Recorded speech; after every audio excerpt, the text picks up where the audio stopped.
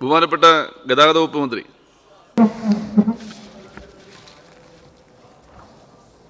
Sir, ഗതാഗത വകുപ്പിൽ 4 വകുപ്പുകളാണുള്ളത്, 4 സ്ഥാപനങ്ങളാണ്. ഒന്ന് KSRTC, ഒന്ന് മോട്ടോർ വെഹിക്കിൾ ഡിപ്പാർട്ട്മെൻറ്റ്, പിന്നെ KTDFC, വാട്ടർ ട്രാൻസ്പോർട്ട്. സർക്കാരിൻ്റെ പണം കൊടുക്കാതെ നടത്തുന്ന ഒരു സ്വാശ്രയ കോളേജ്, ശ്രീ ചിത്ര എഞ്ചിനീയറിംഗ് കോളേജുണ്ട്. ഇതിനാദ്യമായി KSRTC കുറിച്ച് തന്നെ പറയാം. ശ്രീ വിൻസെൻ്റ് പറഞ്ഞു നിർത്തിയത് തുടങ്ങാം. സർക്കാർ കഞ്ഞി കുടിക്കാനുള്ള വക ഉണ്ടാക്കും, ഇതിലൊരു സംശയവും വേണ്ട.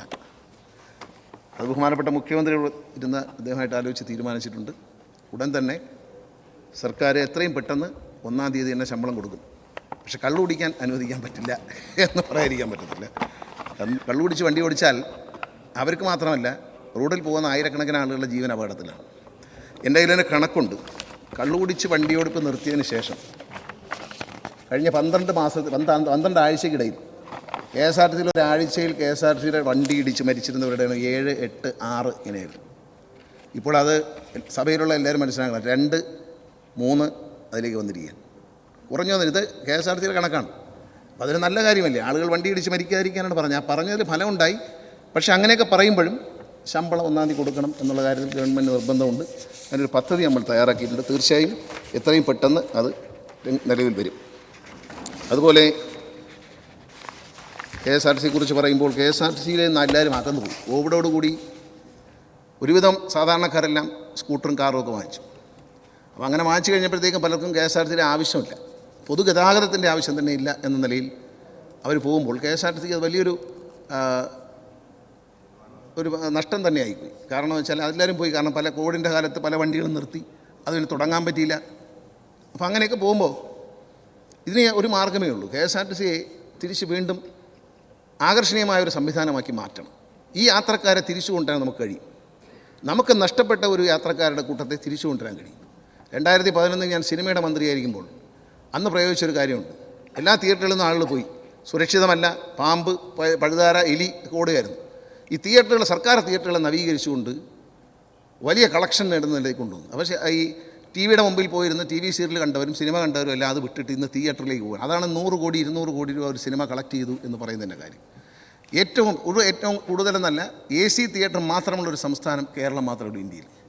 എന്ന് പറഞ്ഞതുപോലെ കാലത്തിനനുസരിച്ച് ഒരു മാറ്റവും പരിഷ്കാരവും KSRTCയിൽ കൊണ്ടുവരും. ഇപ്പറയുന്ന കാര്യങ്ങൾ 6 മാസത്തിനുള്ളിൽ നടപ്പിലാക്കും. 99.9% കാര്യങ്ങൾ 6 മാസത്തിനുള്ളിൽ നടപ്പിലാക്കും. വെറുതെ പറയുന്നതല്ല. ടോട്ടൽ കമ്പ്യൂട്ടറൈസേഷൻ നമ്മൾ MLA-മാരോട് റിക്വസ്റ്റ് ചെയ്തു. തിരുവനന്തപുരത്തെ KSRTCയുടെ ആസ്ഥാനത്ത് 24 സെക്ഷനുകളുണ്ട്. 24 സെക്ഷനും ഈ സെക്ഷനുകളായി മാറി, കമ്പ്യൂട്ടറിലേക്ക് മാറിക്കഴിഞ്ഞു. ഇനി വരാനുള്ളത് നമ്മുടെ എല്ലാ മണ്ഡലങ്ങളിലുള്ള ഡിപ്പോകളിലെ കമ്പ്യൂട്ടറൈസേഷനാണ്. അതിനു വേണ്ടിയിട്ടാണ് ബഹുമാനപ്പെട്ട MLA-മാരോടെല്ലാം കമ്പ്യൂട്ടർ നൽകണം എന്ന് അഭ്യർത്ഥിച്ചിരിക്കുന്നത്. ആ കമ്പ്യൂട്ടർ ഉപയോഗിച്ചുകൊണ്ട് അത് ലഭിക്കുന്ന മുറയ്ക്ക് 2-3 മാസം കൊണ്ട് എല്ലാ ഡിപ്പോകളും കമ്പ്യൂട്ടറിൽ വരും. അതുകൂടാതെ പുതിയ ഒരു സംവിധാനം ഏർപ്പെടുത്തിക്കൊണ്ട് ടിക്കറ്റ് മെഷീനും കാര്യങ്ങളും, അദ്ദേഹം പറഞ്ഞ പോലെ ടിക്കറ്റ് മെഷീൻ ഒന്നും വാങ്ങി പൈസ കളയുന്നില്ല. കാരണം വാങ്ങുമ്പോൾ പല ആരോപണങ്ങൾ, പിന്നെ അത് ചീത്തയാകുമ്പോൾ അതിനേക്കാളും വലിയ ആരോപണങ്ങൾ. അതൊന്നും നേരിടുന്നതിനേക്കാൾ നല്ലത് എല്ലാ സൗകര്യങ്ങളും KSRTCയുടെ മുഴുവൻ ഡേറ്റയും ഒരു കമ്പ്യൂട്ടറിൻ്റെ സ്ക്രീനിൽ കാണാൻ പറ്റുന്ന, മാനേജിംഗ് ഡയറക്ടർ CMD-യുടെ മേശപ്പുറത്ത് കാണാൻ പറ്റുന്ന തരത്തിലുള്ള സംവിധാനം ഉണ്ടാക്കും. ഇപ്പോൾ ബ്രേക്ക് ഡൗൺ കുറഞ്ഞു സാർ. ജനുവരി മാസത്തേക്കാൾ ഇപ്പം 1200 വണ്ടിയാണ് ജനുവരി മാസത്തിൽ ഷെഡിൽ കിടന്നത്. ഇന്ന് 600 വണ്ടിയുള്ളൂ. അതിന് 500 താഴേക്ക് കൊണ്ടുവരിക എന്നുള്ളതാണ് ഇപ്പോഴത്തെ നമ്മുടെ ലക്ഷ്യം. 13 എഞ്ചിനാണ് ഒരു മാസം റീകണ്ടീഷൻ ചെയ്ത് വന്നുകൊണ്ടിരുന്നത്. ഇന്നത് 36 മാറി. അതിൻ്റെ കാരണം എന്ന് പറയുന്നത് സെൻട്രൽ വർക്സിലെ എഞ്ചിൻ അസംബ്ലി ചെയ്യുന്ന യൂണിറ്റ് എയർ കണ്ടീഷൻ ചെയ്തു. 3 ഷിഫ്റ്റിലെ ജീവനക്കാർ ജോലിയാണ്. പക്ഷേ അവരെ തളർന്നു പോകാതിരിക്കാൻ AC ചെയ്യുകയും അവരെ പ്രൊഡക്ടിവിറ്റി വർദ്ധിപ്പിക്കുകയും ചെയ്തു. ആ വർക്ക്ഷോപ്പിൽ തന്നെ ആധുനികവൽക്കരണത്തിൻ്റെ ഭാഗമായി gear box, brake assembly, housing, ഇതിനെല്ലാം പ്രത്യേകം ക്യൂബിക്കുകളും ഉണ്ടാക്കി അതിനെ AC ചെയ്ത് ജീവനക്കാരെ വർക്ക് ചെയ്യാൻ പോകാൻ.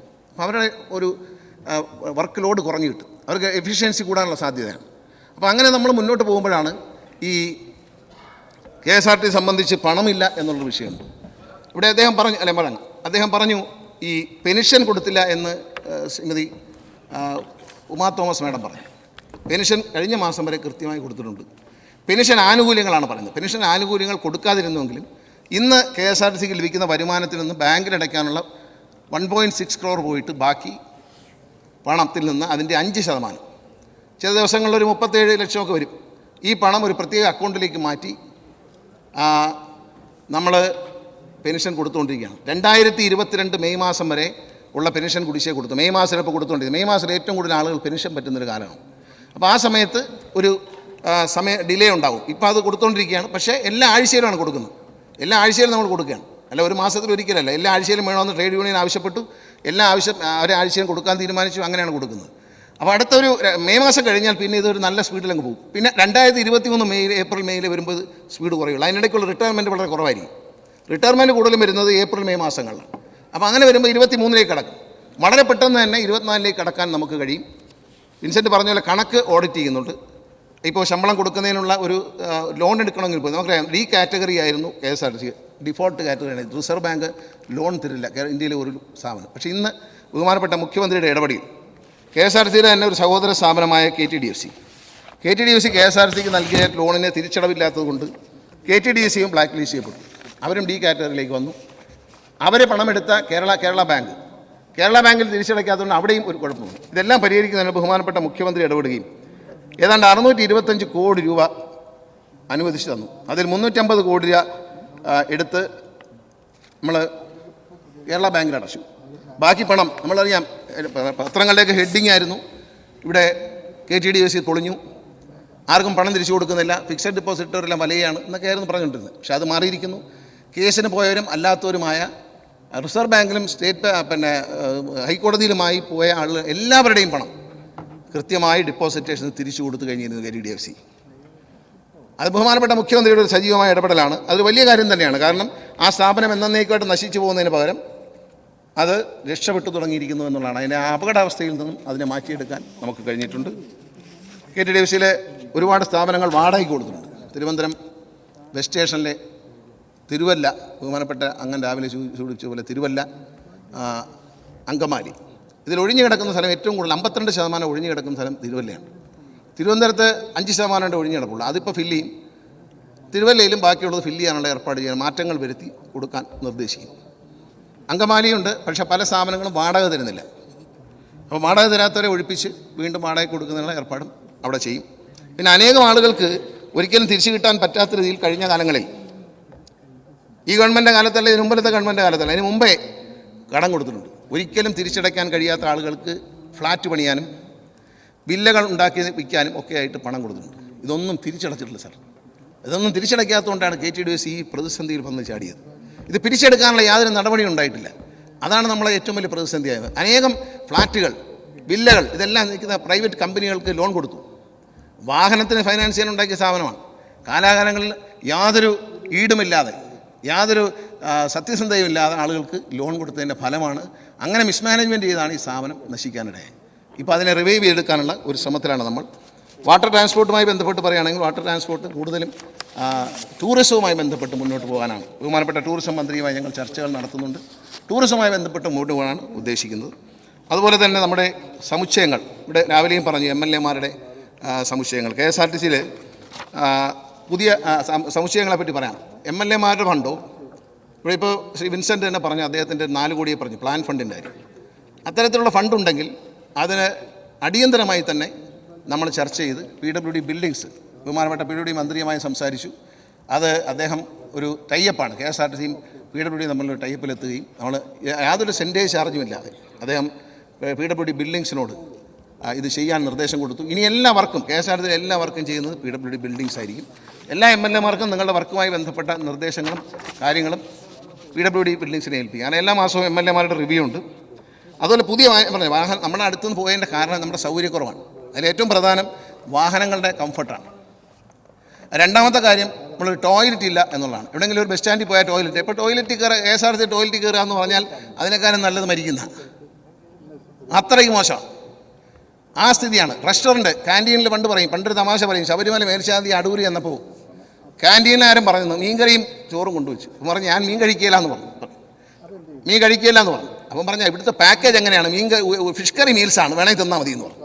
ഫിഷ് കറി മാറ്റി വെച്ചിട്ട് തിന്നോ, പക്ഷേ ഞങ്ങൾ ഫിഷ് കറി മീൽസായിട്ട് കൊടുക്കൂ എന്ന് പറയും.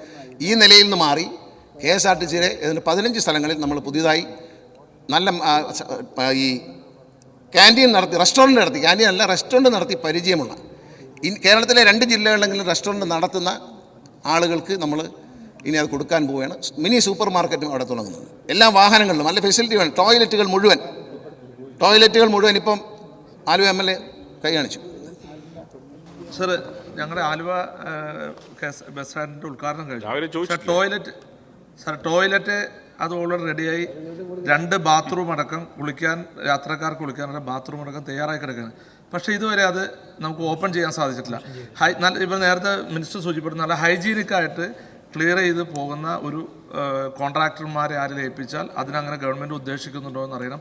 അതോടൊപ്പം സാറേ ഒരു ഒറ്റ കാര്യം, നമ്മുടെ ഈ ദീർഘദൂര ടൂറിസ്റ്റ് ടൂറിസ്റ്റ് ബസ്സുകൾ ഇന്ന് തമിഴ്നാട് മറ്റു ഭാഗത്തേക്ക് ചെല്ലുമ്പോൾ അവിടെ നമുക്ക് അറിയാം 1 India 1 ടാക്സ് എന്നത് കേന്ദ്ര ഗവൺമെൻറ് ടാക്സ് ഉണ്ട്. ആ ടാക്സ് അടിച്ചിട്ട് പോലും തമിഴ്നാട്ടിൽ ചെല്ലുമ്പോൾ നമ്മുടെ വണ്ടികൾ പിടിച്ചിടുന്നു, സീസ് ചെയ്യുന്നു, 70,000 ഉൾപ്പെടെയുള്ള ഫൈൻ ഇടുന്നു. ഇതിനൊരു പരിഹാരം നമുക്ക് കണ്ടെത്താൻ സാധിക്കും. അദ്ദേഹം പറഞ്ഞ പോലെ ടോയ്ലറ്റുകളെ സംബന്ധിച്ച് ഒരു ജനറലായിട്ട് തീരുമാനമെടുത്തുകൊണ്ട് 21 ടോയ്ലറ്റുകൾ സുലഭ് എന്നൊരു ഏജൻസിക്ക് കൈമാറുകയാണ്. അവർ ടൂറിസ്റ്റ് ഡിപ്പാർട്ട്മെൻറ്റ്, ടൂറിസം വകുപ്പിലും മറ്റ് ഗവൺമെൻറ് വകുപ്പുകളെല്ലാം ഇത് ചെയ്യുന്നൊരു സൊസൈറ്റിയാണ്. അവർക്ക് കൈമാറിക്കൊണ്ട് അത് മെയിൻറ്റെയിൻ ചെയ്യാൻ, അതിൽ ഏറ്റവും പ്രധാനപ്പെട്ട ആലുവയിൽ ഇപ്പോൾ പുതുതായി പണിതാണ്, വളരെ നീറ്റായിട്ട് കിടക്കുകയാണ്. അതിന് കേടായി പോകാതെ അവരെ ഏൽപ്പിക്കുകയും അവർ വളരെ വൃത്തിയോടെ മെയിൻറ്റെയിൻ ചെയ്യും. അതോടൊപ്പം അതിൻ്റെ നമുക്കൊരു തുക തരികയും ചെയ്യും. അപ്പോൾ അങ്ങനെ ഒരു എന്തെങ്കിലും തകരാറ് പറ്റിയാൽ, എന്തെങ്കിലും ക്ലോസറ്റ് പൊട്ട് എന്തെങ്കിലും ചെയ്ത് കഴിഞ്ഞാൽ അത് മാറ്റും. അവർ തന്നെ മാറ്റും, നമ്മുടെ ചിലവില്ല, അവർ തന്നെ മാറ്റിക്കോളും. ഇപ്പം നമ്മുടെ തകർന്നു കിടക്കുന്ന പല ടോയ്ലറ്റുകളും അവർ ഏറ്റെടുത്ത് അവർ തന്നെ പണിയും. അപ്പോൾ അങ്ങനെ നമ്മുടെ സൗകര്യം, ജനങ്ങൾ യാത്ര ചെയ്യുന്നവർക്ക് ഒരു ടോയ്ലറ്റിൻ്റെ ആവശ്യം വന്നാൽ നല്ലൊരു ടോയ്ലറ്റ് ഉണ്ട് KSRTC, KSRTC കയറി പോവാം. അതുപോലെ എല്ലാ ബസ്സുകളിലും മിനി ഷോപ്പ് ആരംഭിക്കാൻ പോകുന്നു. ബസ്സിൽ വരുന്ന ഷോപ്പ് എന്ന് വെച്ചാൽ അതിനകത്ത് കണ്ടക്ടറും ഡ്രൈവർക്കും അതിൻ്റെ ഒരു ബാറ്റ പോലെ കിട്ടും, അതിൻ്റെ ഒരു പെർസെൻറ്റേജ് കിട്ടും. കുപ്പിവെള്ളമാണ് ഞങ്ങൾ ആദ്യമായിട്ട് തുടങ്ങിയത്. അത് വാട്ടർ അതോറിറ്റിയുടെ കുപ്പിവെള്ളമാണ് ഇപ്പം കൊടുത്തുകൊണ്ടിരിക്കുന്നത്. വാട്ടർ അതോറിറ്റി ഇറക്കുന്ന കുപ്പിവെള്ളമാണ് ഞങ്ങൾ കൊടുക്കുന്നത്. വേനൽ കഴിഞ്ഞ് മഴയായതുകൊണ്ട് ഇച്ചിരി സെയിൽസ് കുറവാണ്. എങ്കിൽ പോലും മറ്റ് സ്നാക്സ്, ബിസ്ക്കറ്റ് ഇങ്ങനെയുള്ള സാധനങ്ങളെല്ലാം പ്രൊവൈഡ് ചെയ്തു. എയർ കണ്ടീഷൻ ബസ്, ആദ്യമായിട്ട് ഒരു എയർ കണ്ടീഷൻ ചെറിയ ബസ് നമ്മൾ മിനി സൂപ്പർ ഫാസ്റ്റ് പ്രീമിയം എന്ന പേരിൽ തിരുവനന്തപുരത്ത് നിന്ന് എറണാകുളത്തേക്ക് ഓടിച്ചു. ഒരു ട്രയൽ റണ്ണായിരുന്നു. ഇന്ന് ഏതാണ്ട് 30 ദിവസം തികഞ്ഞു. നമ്മുടെ ഒരു ദിവസത്തെ എല്ലാ ചിലവും പോയിട്ട്, ഡിപ്രീസിയേഷനും എല്ലാം പോയിട്ടുള്ള കണക്കനുസരിച്ചാൽ 20,000 രൂപ ചിലവാകുന്നു. 18,000 ചിലവാനേ ചിലവാകുള്ളൂ. 20,000 രൂപ ചിലവാക്കുന്നത് കണക്കാക്കിയാലും ആ ബസ് ഒരു ദിവസം 10,000 രൂപ പ്രോഫിറ്റ് ഉണ്ടാക്കുന്നു. നെറ്റ് പ്രോഫിറ്റാണ്. എല്ലാം ഡ്രൈവറുടെ ശമ്പളം, അത് എംപാനൽ ഡ്രൈവറുടെ ശമ്പളമല്ല, KSRTC ജീവനക്കാരുടെ ശമ്പളമാണ് കണക്ക് കൂട്ടുന്നത്. ഡിപ്രീസിയേഷൻ കൂട്ടി ഏതാണ്ട് 10,000 രൂപ ആ ബസ് ഒരു ദിവസം കളക്ഷൻ ഉണ്ടാക്കി.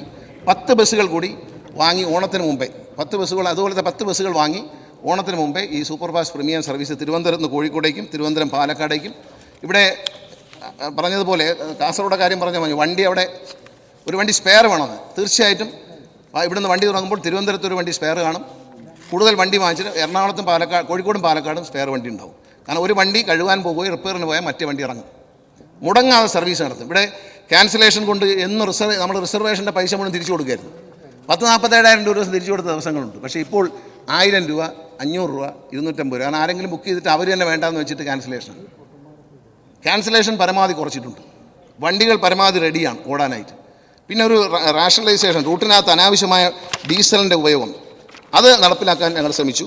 അത് വിജയകരമായി തന്നെ വന്നിട്ടുണ്ട്. ഡീസലിൻ്റെ ഉപയോഗം വൻതോതിൽ കുറയ്ക്കുകയാണ്. അപ്പോൾ ഒരു ദിവസം ഡീസലിൻ്റെ കണക്കനുസരിച്ച് നോക്കിയാൽ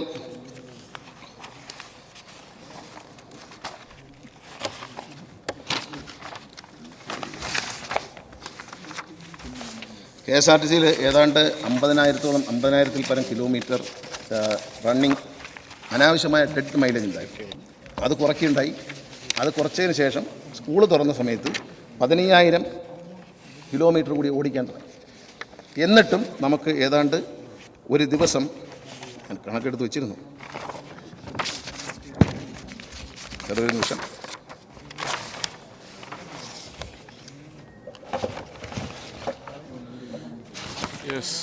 സാർ കണക്ക് നമുക്ക് വലിയൊരു ലാഭം, ഏതാണ്ട് ഒരു മാസം 1.5 കോടി രൂപയുടെ ഡീസലാണ് ഒരു മാസം ലാഭിക്കാൻ കഴിയും. ഒരു മാസം വലിയ നേട്ടമാണ്. കാരണം നമുക്ക് ഒരു ദിവസം തന്നെ എത്രയോ ലിറ്റർ കുറയ്ക്കാൻ കഴിഞ്ഞു. ആ കുറച്ചത് കൊണ്ട് നമുക്ക് വലിയ പ്രയോജനമുണ്ടായി. KSRTCയിൽ അതിൻ്റെ റിസൾട്ട് വന്നു. പക്ഷേ സ്കൂളുകൾ തുറന്നപ്പോൾ ഒരു സ്ഥലത്തും KSRTC ആദിവാസികൾ, ഒറ്റപ്പെട്ട് വനമേഖലയിൽ താമസിക്കുന്നവർ, ഇവരുടെ ഒന്നും റൂട്ടുകൾ കട്ട് ചെയ്തിട്ടില്ല. അല്ല, അതൊക്കെ തീരെ നഷ്ടത്തിൽ പോകുന്നതായിരിക്കും. പ്രതിദിനം ഒഴിവാക്കിയത് ഡെഡ് കിലോമീറ്റർ 55,153. സ്കൂൾ തുറക്കുന്ന പ്രമാണിച്ച് 15,570 ബസ്സുകൾ വീണ്ടും കിലോമീറ്റർ ഓടിക്കാൻ തുടങ്ങി. പ്രതിദിനം ലാഭിച്ച കിലോമീറ്റർ 39,666. പ്രതിദിനം ലാഭിച്ച ഡീസൽ 9,991 ലിറ്റർ. 96.37 രൂപ ലിറ്ററിന് കണക്കാക്കി അതിനെ നോക്കുമ്പോൾ 9,63,000 രൂപ ഒരു ദിവസം ലാഭിക്കുകയാണ്. ഇപ്രകാരം പ്രതിമാസം ലാഭിച്ച ഡീസൽ 2,89,00,000 രൂപ. പിന്നെ സ്പെയർ പാർട്സിന് അറിയാം, 1 കിലോമീറ്റർ ഓടുന്നതിന് 4 രൂപയാണ് സ്പെയർ പാർട്സിന് വെച്ചിരിക്കുന്നത്. ആ സ്പെയർ പാർട്സിൻ്റെ ലാഭം എന്ന് പറയുന്നത് 48 ലക്ഷം. ആകെ പ്രതിമാസ ലാഭം 3 കോടി. നമുക്ക് നഷ്ടം ചിലവ് കുറയ്ക്കുകയാണ്, ചിലവ് കുറഞ്ഞിരിക്കുന്നത് ലാഭം എന്നല്ല, ചിലവ് കുറഞ്ഞിരിക്കുന്ന 3,37,00,000 രൂപയാണ്. അപ്പോൾ അത്രയും 3,37,00,000 രൂപ ഓടുന്ന സാഹചര്യത്തിൽ നമുക്ക് കുറയ്ക്കാൻ കഴിഞ്ഞിട്ടുണ്ട്. അങ്ങനെ ചിലവ് കുറച്ചുകൊണ്ടിരിക്കും. വൈദ്യുതി ചാർജ് സ്ക്രാപ്പ് വിറ്റ പൈയിൽ മാത്രം 7.5 കോടി രൂപ ഇട്ടിട്ടുണ്ട്. ആ പണമാണ് തൊഴിലാളികൾക്ക് വേണ്ടി നമ്മൾ അടച്ചു കൊടുത്തത്. തൊഴിലാളികളുടെ ഇവിടെ പറഞ്ഞു റിക്കവറി, അവരെ ബാങ്ക് റിക്കവറി ഉണ്ടായിരുന്നു, അതടച്ചു കൊടുത്തു. പിന്നെ അവരെ പ്രോംപ്റ്റായിട്ട് ചെയ്യുന്നുണ്ട്. അവരെ ജനറൽ ഇൻഷുറൻസ്, സ്റ്റേറ്റ് ഇൻഷുറൻസ് ഇത് രണ്ടും കൃത്യമായി അടയ്ക്കുന്നുണ്ട്. അതിൽ കുടിശ്ശികയില്ല. LIC അതുപോലെ KSFE അവരുടെ ചിട്ടിയുടെ പൈസയും ഇത് കൃത്യമായി ഒടുക്കി കഴിഞ്ഞ മാസത്തോടെ 31/5/2024 വരെയുള്ള മുഴുവൻ ഡ്യൂവും തീർത്തിട്ടുണ്ട്. അതുപോലെ പെൻഷൻ ബെനിഫിറ്റ് 5% മാറ്റി വെച്ചുകൊണ്ട് ഏതാണ്ട് ഇതുവരെ 27 കോടി രൂപയ്ക്ക് മേളിൽ പെൻഷൻ പറ്റി അവർക്ക് വേണ്ടി കൊടുത്തിട്ടുണ്ട്. ഇത് ഇക്കാര്യങ്ങൾ മുൻനിർത്തിയാണ് KSRTC കുറിച്ച് പറഞ്ഞത്. KSRTCയിലേക്ക് ആളുകളെ തിരിച്ചാകർഷിക്കും നല്ല ബസ്സുകൾ, എയർ കണ്ടീഷൻ ബസ്സുകൾ, സ്ലീപ്പർ ബസ്സുകൾ. ഇങ്ങനെ വഴങ്ങിയാൽ രണ്ട് കാര്യങ്ങളാണ് സാർ. ഒന്ന്, ഈ പ്രൊഡക്ടിവിറ്റി, ഈ മെക്കാനിക്കുകളുടെ വർക്ക് നോംസ് പ്രൊഡക്ടിവിറ്റി കൗൺസിൽ പറഞ്ഞിരിക്കുന്നത് 50% മുതൽ 300% വരെ എന്നുള്ളതാണ് സാർ. സാർ, ഒരു ഗിയർ ബോക്സിന് അവർ ഒരു ജോബാണ് ഇട്ടിരിക്കുന്നത്. പക്ഷെ അവർ തന്നെ വന്ന് അത് പണി ചെയ്ത് നോക്കിയപ്പോൾ 2.5 ജോബ് വേണ്ടി വന്നു. അപ്പോൾ ഈ ഒരു അനോമലി പരിഹരിക്കണം. 1. 2, ഈ സുശീൽ ഖന്ന പറഞ്ഞിരിക്കുന്ന പ്രായോഗികമല്ലാത്ത പരിഷ്കാരങ്ങൾ നിമിത്തമാണ് ഇന്ന് ഈ പ്രതിസന്ധി ഉണ്ടായിരിക്കുന്നത് സാർ. അതുകൊണ്ട് KSRTCക്ക് 1 രൂപയെങ്കിലും ലാഭമുണ്ടാകാത്ത ഒരു പരിഷ്കാരങ്ങളും നടപ്പിലാക്കാൻ മന്ത്രി മുന്നോട്ട് വരരുത്. തീർച്ചയായിട്ടും അത് തന്നെയാണ് നമ്മുടെ നയം. നമ്മൾ ഒരു കാരണവശാലും ആരുടെ ഉപദേശം ഉണ്ടെങ്കിലും നമ്മൾ നഷ്ടം വരുന്ന ഒരു കാര്യം ചെയ്യില്ല. പരമാവധി ചെലവ് കുറയ്ക്കണം. വൈദ്യുതി ചാർജ് തന്നെ കുറയ്ക്കാൻ കഴിഞ്ഞിട്ടുണ്ട്. ഒരു മാസം കണ്ട് 10 ലക്ഷം രൂപ കുറയ്ക്കാൻ കഴിഞ്ഞിട്ടുണ്ട്. അതുപോലെ സ്ക്രാപ്പ് വിറ്റത്, നമ്മുടെ ഓഫീസുകൾ കെട്ടിവെച്ചിരുന്ന പേപ്പർ, ആരും പറഞ്ഞ വിഷയം, പേപ്പർ കടലാസ്, ആക്രി കടലാസ്, വേസ്റ്റ് കടലാസ് വിറ്റത് മാത്രം 16 ലക്ഷത്തിന് മേളാണ്. ഇവിടെ കണിയാപുരത്ത് മാത്രം വിറ്റത് 60,000 രൂപയുടെ സാധനമാണ്. പേപ്പറാണ് വിൽക്കുന്നത്. വെറും സാധാരണ പഴയ ടിക്കറ്റുകളും പേപ്പറുകളും, ആവശ്യമില്ലാത്ത കടലാസ് മുറികളിൽ നിറച്ച് വെച്ചിരിക്കുകയായിരുന്നു. അതെല്ലാം വാരി വിറ്റത് 16 ലക്ഷം രൂപ കിട്ടി. അതുകൊണ്ട് എല്ലാ ചിലവും കുറയ്ക്കണം. ഇപ്പോൾ KSRTC ഡ്രൈവിംഗ് സ്കൂൾ തുടങ്ങി. ഡ്രൈവിംഗ് സ്കൂളിൽ KSRTC ചിലവൊന്നുമില്ല. അതിന് വേറൊരു വഴി കണ്ടുപിടിച്ചിട്ടുണ്ട്. അതെല്ലാവർക്കും അറിയാം. ഒന്ന് കാണാതെ നമ്മൾ ചെയ്യില്ല. KSRTC ഡ്രൈവിംഗ് സ്കൂൾ തുടങ്ങിയ കാര്യം തന്നെ കേരളത്തിൽ നല്ല ലൈസൻസ് ഉണ്ടാകണം എന്ന കാര്യത്തിലാണ്. മോട്ടോർ വെഹിക്കിൾ ഡിപ്പാർട്ട്മെൻറ്റിൽ ഏറ്റവും പ്രധാനപ്പെട്ട ഘടകം എന്ന് പറയുന്നത് ആ ഡിപ്പാർട്ട്മെൻറ്റ് ഉണ്ടാക്കിയിരിക്കുന്നത് തന്നെ റോഡ് അപകടങ്ങൾ കുറയ്ക്കാൻ വേണ്ടിയിട്ടാണ്. ആ അപകടങ്ങൾ കുറയ്ക്കാൻ ശ്രമിക്കുമ്പോൾ ഏറ്റവും പ്രധാനപ്പെട്ട ഒരു റോഡ് സേഫ്റ്റിയുടെ ഏറ്റവും പ്രധാനപ്പെട്ട ഒരു ഘടകം നമ്മൾ റോഡിൽ നല്ല ലൈസൻസുമായിട്ട് ഇറങ്ങണം. നല്ല ക്വാളിറ്റിയുള്ള, അതായത് ക്വാളിറ്റി കാണാൻ ഭംഗിയുള്ളതെന്നല്ല അർത്ഥം. ആ ഡ്രൈവ് ചെയ്യുന്ന ആളിന് ഡ്രൈവിങ്ങിനെ കുറിച്ച് നല്ല ധാരണ ഉണ്ടായിരിക്കണം. പക്കായിട്ട് പഠിച്ചിട്ട് ഇറങ്ങണം എന്നുള്ളതാണ്. അതിനൊരു പരിഷ്കാരം കൊണ്ടുവന്നു. അതിൽ ചില സമരങ്ങളൊക്കെ നടന്നു. പക്ഷേ ജനാധിപത്യ സംവിധാനത്തിൽ സമരങ്ങളെ മുഖന്തിരിക്കാൻ പറ്റത്തില്ല. എല്ലാവരോടും ചർച്ച ചെയ്തു, അവരെല്ലാം അംഗീകരിച്ച കാര്യങ്ങളാണ് നടപ്പിലാക്കിയത്. അതിനുശേഷം മോട്ടോർ വെഹിക്കിൾ ഡിപ്പാർട്ട്മെൻറ്റിൽ നമ്മൾ റോഡ് സേഫ്റ്റിക്ക് വേണ്ടി ചെയ്തതാണ്. അതും KSRTC ഒരു പുതിയ ഡ്രൈവിംഗ് സ്കൂൾ മാതൃകാപരമായി ഇന്നലെ തന്നെ തുടങ്ങുമ്പോൾ തന്നെ അവിടെ ഒരു ബുക്ക് കൊടുക്കുകയാണ്. കുട്ടികൾക്ക് പഠിക്കാൻ വരുമ്പോൾ ആദ്യം തന്നെ ഒരു ബുക്ക് കൊടുക്കുകയാണ്. ട്രാഫിക് നിയമങ്ങളെക്കുറിച്ചും റോഡിനെ പറ്റിയൊക്കെ പഠിപ്പിക്കുന്ന ഒരു നിയമം ഒരു കൊടുക്കുകയാണ്. ഇത് കൊടുത്തുകൊണ്ട് അവരെ നല്ല നിലയിൽ പഠിപ്പിച്ചു തുടങ്ങുക.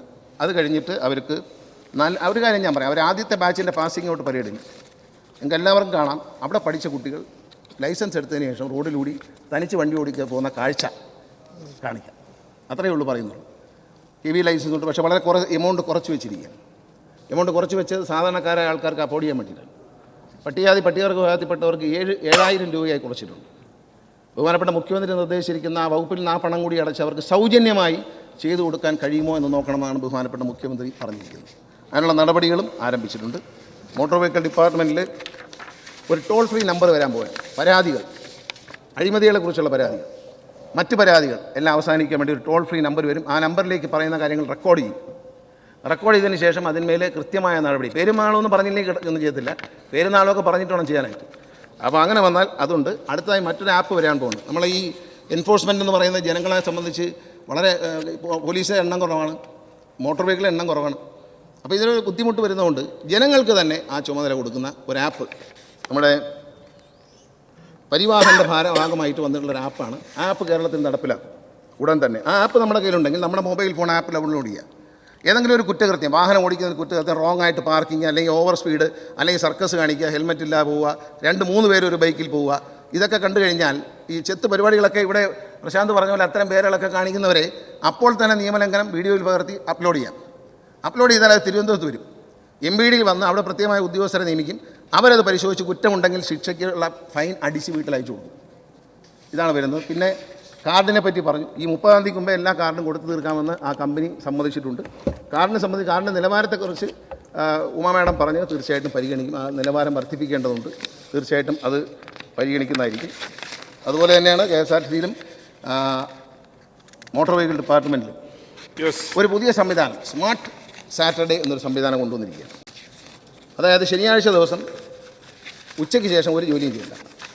ഉച്ചയ്ക്ക് ശേഷം അവിടുത്തെ DTO അടക്കം, DTO മുതൽ അവിടുത്തെ ക്ലീനിങ് സ്റ്റാഫ് വരെ ഒരുമിച്ച് നിന്നുകൊണ്ട് ഉച്ചയ്ക്ക് ശേഷം എല്ലാവരും കൂടി അവരിരിക്കുന്ന ഓഫീസ് വൃത്തിയാക്കി ശനിയാഴ്ച വൈകിട്ട് 5 മണിയാകുമ്പോൾ അടച്ചിട്ട് പോവാം.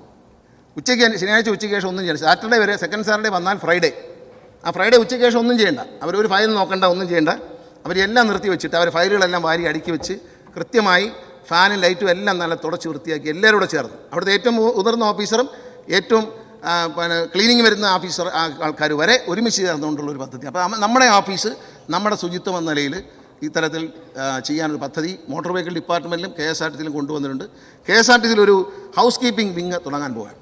കേരളത്തിലെ ടോയ്ലറ്റുകളും റെസ്റ്റോറൻറ്റുകളുമൊക്കെ KSRTCയിൽ നന്നായി മെയിൻറ്റെയിൻ ചെയ്യുന്നുണ്ടെന്ന് അറിയാൻ വേണ്ടി ഹൗസ് കീപ്പിംഗ് ടീം, അതാത് യൂണിറ്റുകളിലെ യൂണിയൻകാരെയും മറ്റ് അംഗീകൃത യൂണിയൻകാരുടെയും മറ്റ് പ്രതിനിധികളും സ്ത്രീകളൊക്കെ ഉൾപ്പെടുന്ന ഒരു ടീമാണ്. ഇതിനെ സെൻട്രലൈസ് ചെയ്ത് കൈകാര്യം ചെയ്യും. ദീർഘദൂര ബസ്സുകൾ ഇവിടെ ആവശ്യപ്പെട്ടതുപോലെ പരമാവധി എയർ കണ്ടീഷൻ പുഷ് ബാക്ക് സീറ്റിലേക്ക് മാറും. തമിഴ്നാട്ടിലേക്ക് പോകുന്ന ബസ്സുകളെക്കുറിച്ച് ബഹുമാനപ്പെട്ട അൻവർ സാദത്ത് മെമ്പർ പറഞ്ഞ് ശരിയാണ്. അങ്ങനൊരു പ്രശ്നം ഉണ്ടായിരുന്നു. KSRTCയിലെ വണ്ടിയും പിടിച്ചിട്ടു. ഇത് അപ്പോൾ തന്നെ അതുപോലെ തന്നെ ഒരു ബസ് അപ്പുറത്ത് കയറുമ്പോൾ ഒരു സീറ്റിന് 4000 രൂപ വെച്ച്. നമ്മളൊരു അയൽ സംസ്ഥാനമാണ്, ഇന്ത്യയിൽ മുഴുവൻ ഒരു ടാക്സാണെന്ന് പറയുന്നു. പക്ഷേ അയൽ സംസ്ഥാനത്ത് കയറുമ്പോൾ നമ്മളോടൊരു ആലോചനയില്ലാതെ തമിഴ്നാട് സർക്കാർ ഒറ്റയടിക്ക് 4000 രൂപ വർദ്ധിപ്പിക്കാൻ തരും. ഒരു സീറ്റിന് അവർ 4000 രൂപ വർദ്ധിപ്പിച്ചു. അപ്പോൾ എന്നെ ഇത് അറിയിച്ചപ്പോൾ അവർ ഒരു പറഞ്ഞിട്ടൊന്നും ഉദ്യോഗസ്ഥന്മാർ കേൾക്കുന്നില്ല. അപ്പോൾ ഞാൻ പറഞ്ഞു എന്നാൽ പിന്നെ ഇരിക്കട്ടെ, നമുക്ക് 4000 രൂപ ഇങ്ങോട്ടെന്ന് പറഞ്ഞു. തമിഴ്നാട്ടുകാർ മനസ്സിലാക്കണം, ശബരിമല സീസൺ വരെയാണ്, അവിടെ നിന്നാണ് ഏറ്റവും കൂടുതൽ ആൾക്കാർ ഇങ്ങോട്ട്. ഞങ്ങൾ ഖജനാവിൽ നിറയ്ക്കും പണം. ഇവിടെ നിന്ന് പോകുന്നവരെ അവിടെ ഉപദ്രവിച്ചാൽ അവിടെ നിന്ന് വരുന്നവരെ ഇവിടെയും ഉപദ്രവിക്കും. അതിനൊരു സംശയം വേണ്ട. KSRTCയിൽ വണ്ടി പിടിച്ചിട്ടാൽ അവരെ തമിഴ്നാട് വണ്ടിയും പിടിച്ചെടുക്കും. അതിനൊന്നും ഒരു വിട്ടുവീഴ്ചയില്ല. അങ്ങനെയൊന്നും നമ്മളടുത്ത് കളിക്കേണ്ട. നമ്മളൊരു അയൽ സംസ്ഥാനമായിട്ട് സ്നേഹത്തിൽ പോവുകയാണ്.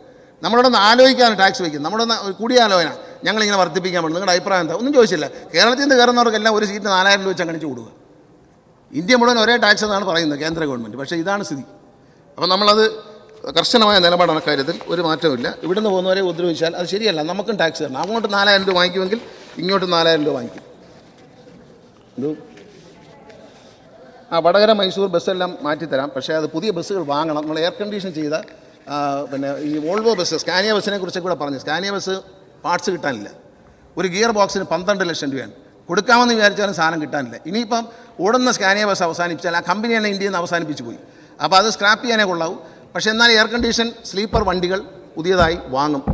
ഈ 2.5 കോടിയുടെ അല്ല, 10-75 ലക്ഷം രൂപ വരെയുള്ള വണ്ടികൾ വാങ്ങും.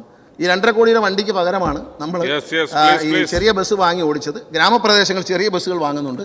ആ ചെറിയ ബസ്സുകൾ ഏറ്റവും നന്നായി ഓടും. കാരണം ഗ്രാമപ്രദേശങ്ങൾ വരുമ്പോൾ എപ്പോഴും ലോക്കൽ ബസ് എന്ന് പറയുന്നത് തല്ലിപ്പൊളി ബസ്സായിരിക്കും, വയസ്സായ ബസ്സായിരിക്കും, നമ്മളെക്കാരും പ്രായം കാണും. അത് മാറ്റിക്കൊണ്ട് നല്ല ബസ് വരും. വാഹനത്തിൻ്റെ സ്ക്രാപ്പിംഗ് പോളിസി ഉടൻ ടെൻഡർ ചെയ്യും. അതിന് നടപടി ആരംഭിച്ചിട്ടുണ്ട്.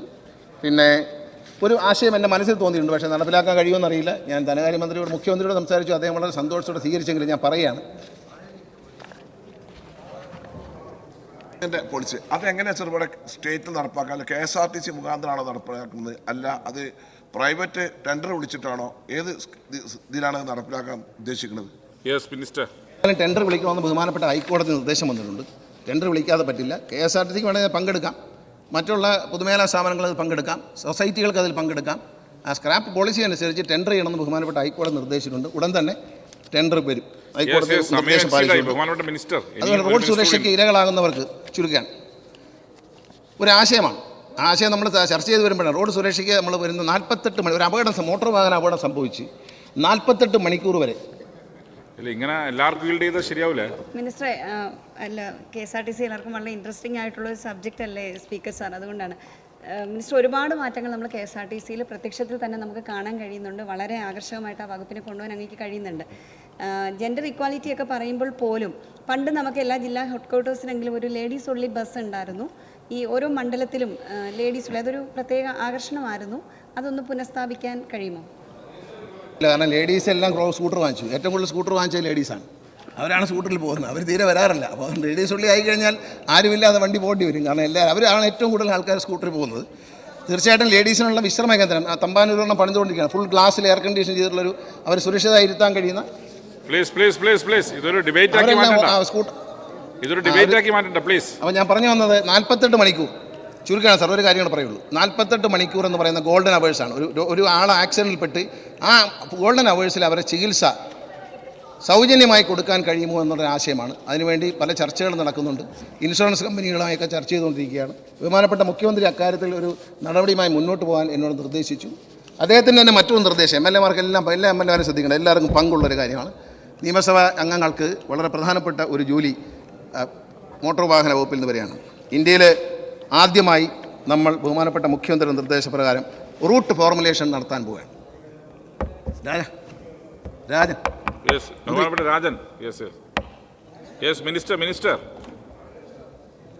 അല്ല, ഞാൻ ചോദിച്ചാൽ ഇങ്ങോട്ട് നോക്കാൻ പറഞ്ഞേ. അതൊരു വലിയ MLA-മാരെല്ലാം കേൾക്കേണ്ട ഒരു കാര്യമാണ്. അത് പ്രധാനപ്പെട്ട കാര്യം എന്ന് പറയുന്നത് MLA-മാരെ നമ്മൾ റൂട്ട് ഫോർമുലേഷൻ ചെയ്യാൻ പോവുകയാണ്. മോട്ടോർ വെഹിക്കിൾ നിയമത്തിലെ ഒരു പ്രത്യേക ക്ലോസ് ഉപയോഗിച്ച് നമ്മൾ റൂട്ട് ഫോർമുലേഷൻ കൊണ്ടുവരുന്നു. അത് വരുമ്പോഴുള്ള ഗുണം എന്ന് പറഞ്ഞാൽ നമ്മളെല്ലാം ഗ്രാമപ്രദേശങ്ങൾ, KSRTC ഓടുന്ന സ്ഥലങ്ങൾ, പ്രൈവറ്റ് ബസ് ഓടുന്ന സ്ഥലങ്ങൾ, ഇത് രണ്ടും ഓടാത്ത സ്ഥലങ്ങൾ. ഈ അടുത്ത് കിഫ്കോണിനെ കൊണ്ടൊരു പഠനം നടത്തി. ആ പഠനത്തിൽ കാണുന്നത് ഏതാണ്ട് 60-65% സ്ഥലത്തും പൊതുഗതാഗതമില്ല എന്നുള്ളതാണ്. പ്രൈവറ്റ് ബസ്സുള്ള സ്ഥലമുണ്ട്, KSRTC ഉള്ള സ്ഥലമുണ്ട്, KSRTC പ്രൈവറ്റ് ബസ് ഓടുന്ന സ്ഥലമുണ്ട്. അപ്പോൾ അതുകൊണ്ട് നമ്മൾ എല്ലാ MLA-മാർക്കും ഒരു കത്ത് ഈ സഭയുടെ കാലത്ത് തന്നെ ബഹുമാനപ്പെട്ട സ്പീക്കറുടെ അനുമതിയോടെ നിങ്ങൾക്ക് നൽകും. ആ കത്തിൽ പറയുന്നത് നിങ്ങൾ തന്നെ RTO-മാരെ, ജോയിൻ്റ് RTO-മാരെ കൊണ്ട് ഒരു യോഗം വിളിക്കുക. ഒരു ഗ്രാമസഭ എന്നതുപോലെ പഞ്ചായത്ത് ജനപ്രതിനിധികൾ, ത്രിതല പഞ്ചായത്ത് ജനപ്രതിനിധികൾ, പൊതുപ്രവർത്തകർ, റെസിഡൻസ് അസോസിയേഷൻകാർ, അങ്ങനെ എല്ലാവരെയും വിളിച്ചു കൂട്ടിയിട്ട് നിങ്ങളെ ഒരുമിച്ച് നമ്മുടെ പ്രദേശത്ത് ഫീസിബിളായ റൂട്ടിലൂടെ കൂടി ഫീസിബിൾ അല്ലാത്ത സോഷ്യൽ ഒബ്ലിഗേഷനുള്ള ഏതെങ്കിലും ആദിവാസി മേഖലകൾ, മലയോര മേഖലകൾ പോയി വരത്തക്ക രീതിയിലുള്ള റൂട്ടുകൾ സെറ്റ് ചെയ്യാൻ. അപ്പോൾ MLA-മാർ അത്യാവശ്യം യോഗം ഫിക്സ് ചെയ്തിരുന്ന എണ്ണവും ഫിക്സ് ചെയ്യാം. ഇന്ന റൂട്ടിൽ ഇത്ര വണ്ടി, ആ പെർമിറ്റ് നമ്മൾ നോട്ടിഫൈ ചെയ്തിട്ട് സർക്കാർ നോട്ടിഫൈ ചെയ്ത് വിൽക്കാൻ വയ്ക്കും. ഒരു ഉദാഹരണത്തിന് 2000 രൂപയ്ക്ക് ഒരാൾ വരുന്നത്, രണ്ടുപേരും ആ എമൗണ്ടിന് വരെയാണ്.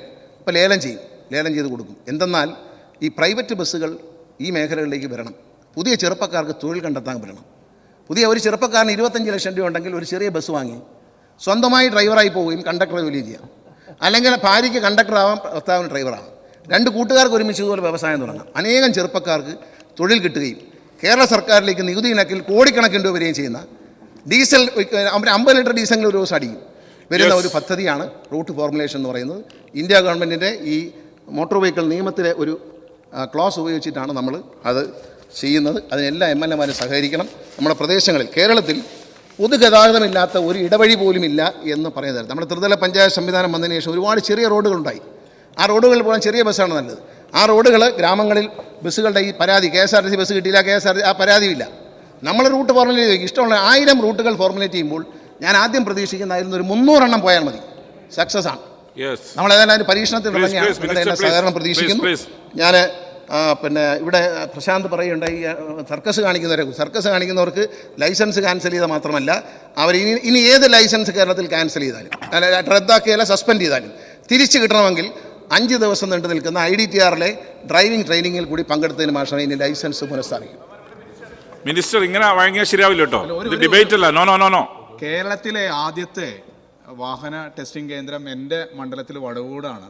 അത് ഉദ്ഘാടനം കഴിഞ്ഞു. പക്ഷേ ഇതുവരെ പൂർണ്ണമായിട്ട് അത് സജ്ജമാക്കാൻ ഇതുവരെ കഴിഞ്ഞിട്ടില്ല.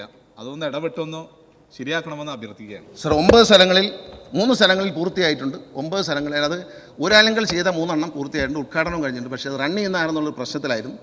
അത് ടെൻഡർ ചെയ്ത് കൊടുക്കാൻ തീരുമാനിച്ചു. സർക്കാരിന് എന്ത് കിട്ടും, ജനങ്ങളെ എത്ര വാങ്ങിക്കണം, സർക്കാരിന് അവർ എന്ത് തരും എന്നുള്ള കണക്കിൽ പൂർണ്ണമായി തീർന്നത് ഈ 3 എണ്ണത്തിനും പകുതിയായി തീർന്ന് ബാക്കി പണം തീർത്ത് തുടരുന്നതിനും 3 തരത്തിലുള്ള ടെൻഡർ വിളിക്കാൻ തീരുമാനിച്ചതിന് ഉത്തരവായിട്ടുണ്ട്. അതിൻ്റെ ടെൻഡർ വിളി സംഭവങ്ങൾ നടക്കും. അത് ഉടൻ തന്നെ ഉത്തരവാദിത്തപ്പെട്ടവരെ ഏൽപ്പിക്കുകയും അതിൻ്റെ പ്രവർത്തനം കൃത്യമായി നടത്തുകയും ചെയ്യുമെന്ന് അങ്ങേക്ക് ഉറപ്പ് തരാം. അതിനുള്ള നടപടി ആരംഭിച്ചിട്ടുണ്ട്. ഇതെല്ലാം പറഞ്ഞുകൊണ്ട് മോട്ടോർ വെഹിക്കിൾ ഡിപ്പാർട്ട്മെൻറ്റെയും KSRTCയിലെയും നല്ല പ്രവർത്തനങ്ങൾ എല്ലാവരുടെയും സഹകരണം അഭ്യർത്ഥിച്ചുകൊണ്ട് ഈ ബില്ല് ഈ ഒരു നമ്മുടെ ബഡ്ജറ്റ് വിഹിതം അനുവദിച്ചു തരണമെന്നാണ് അപേക്ഷിക്കുന്നു. നന്ദി.